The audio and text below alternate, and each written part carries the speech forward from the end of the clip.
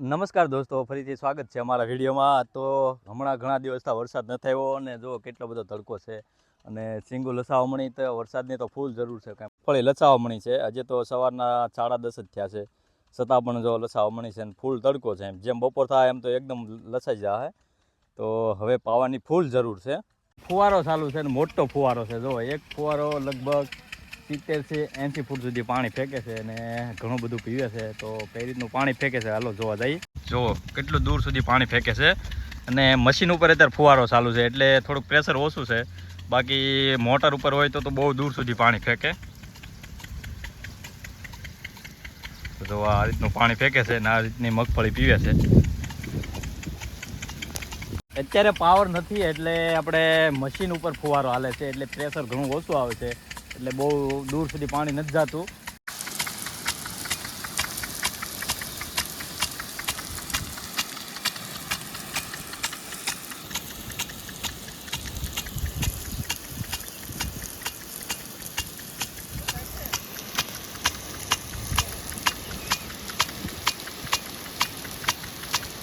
અત્યારે લગભગ મારા ખ્યાલથી 60-70 ફૂટનો વ્યાસ છે એટલામાં પાણી જાય છે ને એટલામાં બધું આ રીતનું પી જાય છે ને એકદમ વરસાદ જેમ ઝીણી પડે છે.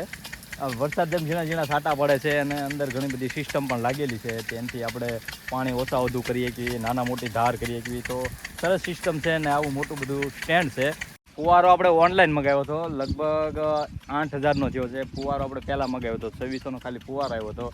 પછી સ્ટેન્ડના 5,000 એટલે આપણે 8 થી 9,000માં બધું કમ્પ્લીટ થયું છે અને આ રીતનું પીવે છે. અને અત્યારે આપણે જૂનવાણી જે દેશી મશીન આવે ને એના ઉપર ચાલુ છે એટલે પ્રેશર ઓછું આવે અને પાણી ઓછું કાઢે એટલે બહુ દૂર સુધી પાણી નથી પગાવતું. બાકી આપણે મોટર હોય જે નાની મોટર જે વધારે પ્રેશર એમ વધારે દૂર સુધી પાણી પહોંચાડે છે. આખો પલ્લી ગયો છું અને હવે ફુવારો આપણે ક્યાંથી ચાલુ છે તમને બતાવું. અત્યારે લાઇટ નથી એટલે ફુવારા ચાલુ છે મશીન ઉપર. આપણે જૂનવાણી જે દેશી મશીન આવે, જૂનવાણી મશીન આવતું એનાથી ચાલુ છે અને પાણી જાય છે. તો મશીન કેવું છે તમને બતાવું. કૂવો છે અને કૂવામાંથી પાણી આવે છે અને આપણે જૂનવાણી મશીન જે અત્યારે ખૂબ ઓછા પ્રમાણમાં જોવા મળે છે. જો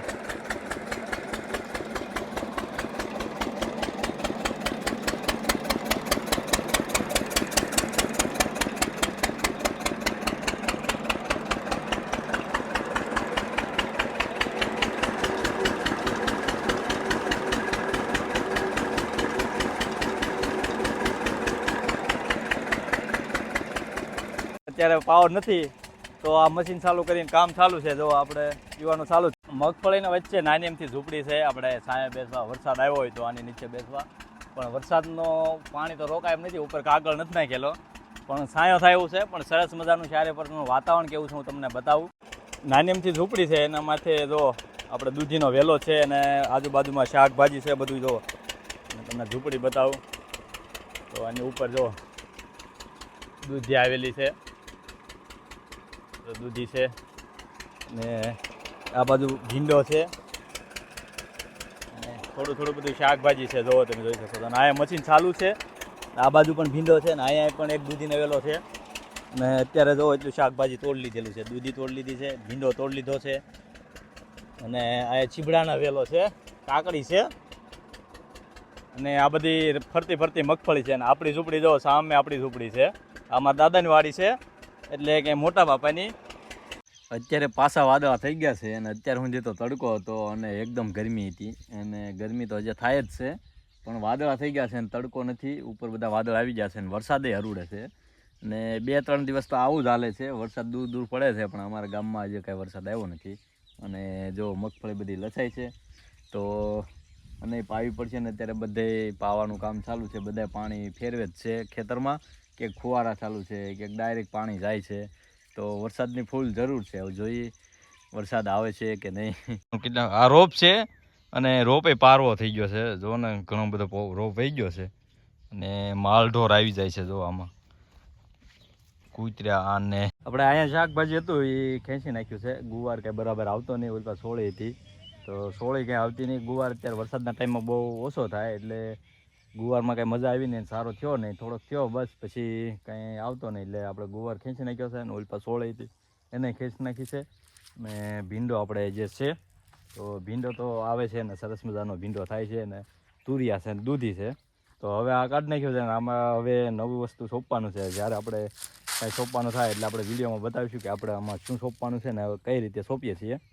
આ મગફળી લીલીસમ થઈ ગઈ છે કારણ કે આમાં પાણી આવી ગયું છે અને વચ્ચે થોડીક જો લસાઈ ગયેલી દેખાય છે ને એટલે સામાં કોરું રહ્યું હોય એટલે એ બધી લસાઈ ગયેલી છે અને ઓલી બાજુ લસાઈ ગયેલી છે, સામેના શેડે પણ લસાઈ ગઈ છે. તો પાણી જેમ પીતું જાય એમ લીલી થતી જાય છે અને મગફળીમાં એવો ઓળા થવા માંડ્યા છે. થોડાક દિવસમાં આપણે ઓળા થવા મળશે. અત્યારે દાણા થઈ ગયા છે, આપણે ખેંચીને જોઈ કેવી સિંગ થઈ છે. જો આવી સિંગ થઈ છે ને જે તો ખાસ એવા સારા એવા ઓળા નથી થયા, પણ હવે 8-10 દિવસમાં ઓળા આપણે ખવાય એવો થઈ જાય ને પછી આપણે મસ્ત બાફીને ઓળા ખાઈશું. હવે 8-10 દિવસમાં ઓળા થઈ જાય ને પછી આપણે ઓળા શેકવાના છે અને બાફીને પણ ખાવાની છે. તો 10 દી જલ્દી થાય અને આપણે મસ્ત મજાના ઓળા થઈ જાય અને પછી ઓળા ખાઈ ઓળાની મજા લઈ વાળીએ. પણ વાંધો એક છે, અત્યારે જો પાછો તડકો આવી ગયો. આગળ વાદળછાયું હતું અને અત્યારે પાછો જો ફૂલ તડકો છે. તો વરસાદની ફૂલ જરૂર છે અત્યારે જો આપણે મગફળી કેવી થાય છે, માનીના ગોંગડા બરાબર આવ્યા છે અને વરસાદ વયો ગયો છે. તો અત્યારે ફૂલ વરસાદની જરૂર છે. આ તો આપણે કોરવાળની છે એટલે આમાં થોડાક મોટા ગોંગડા થઈ ગયા છે. બાકી જે આપણે પાછળ વાવણીમાં વાવી છે એમાં તો હાવ નાના ગોંગડા છે. જો અત્યારે પાણી ન મળે તો બધા ગોંગડા સુકાઈ જાય અથવા જે નાના બીજા ગોંગડા આવવાના હોય એ બધા ન આવે. એટલે વરસાદ એક સારો એવો થઈ જાય તો પછી હમણાં કાંઈ વાંધો નહીં, પણ હજે તો થયો નથી. એને આગાહી કારો કહે છે થશે, પણ હજે તો જો ધોમ ધકતો તડકો છે. અત્યારે આવી મગફળી થઈ છે ને આપણે બરાબર ધોરિયાની બાજુમાં જ ક્યાંય એટલે થોડીક જો ખરાબ છે. બાકી એવી મગફળી થઈ ગઈ છે ને અંદર દાણા થઈ ગયા છે. તો આપણે ઓળા માટે 10 દિવસની વાટ જોવી પડશે, પછી સારા ઓળા થઈ જાય. બપોરનો ટાઈમ થઈ ગયો છે અને જમવાનો ટાઈમ થઈ ગયો છે.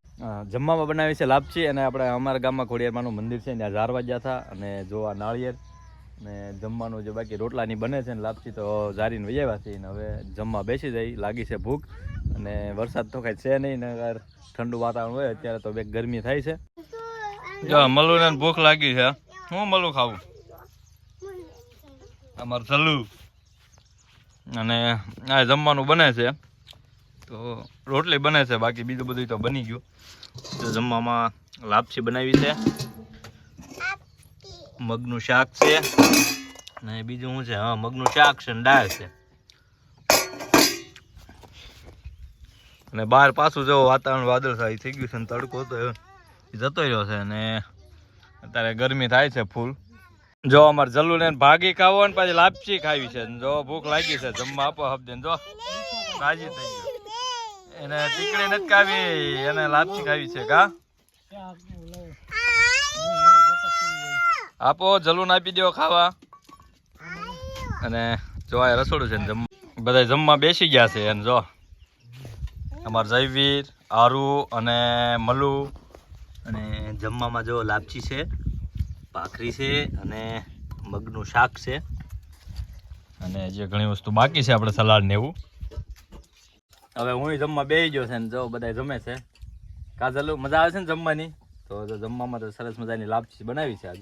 અને આપણે ખોડિયારમાંનું મંદિર છે અમારા ગામમાં, ત્યાં જારી આવ્યા છીએ અને હવે ખાઈ છીએ. જો વરસાદ અરૂડે છે અને મોરલા બોલે છે વરસાદ અરૂડે એટલે. મને ખાવા હા ક્યાં ગયો હતો તું? પૈસા લાગવા ગયો હતો? જે કરવા ગયો હતો? જે કેમ કર્યું તું? કરતો જે કરતો ચાલો જે કરતો ચાંદલો કર્યો. જે કેમ કર્યું તું?